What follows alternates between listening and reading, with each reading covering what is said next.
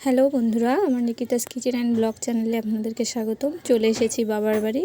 সকালবেলা উঠেই একদম হাত মুখ ধুয়ে গরম গরম খিচুড়ি, পাঁপড় ভাজি, লেবু, শসা খাচ্ছি।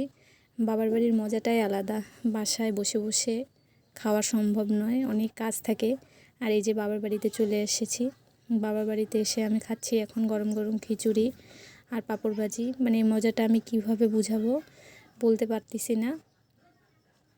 যে কয়দিন থাকবো আপনারা হয়তো সেই কয়দিন বাবার বাড়ির ব্লগ দেখতে পারবেন, খাওয়া দাওয়া দেখতে পাবেন। যদি ভিডিওটি ভালো লেগে থাকে তো অবশ্যই শেয়ার করে দিবেন, সাবস্ক্রাইব করে দিবেন এবং লাইক করে দিবেন এবং পাশে থাকবেন। এই যে আমার খাওয়া হয়ে যাচ্ছে, সঙ্গে আমার বাচ্চাও খাচ্ছে। এই যে একটু খালো, ঝাল লেগে গেছে।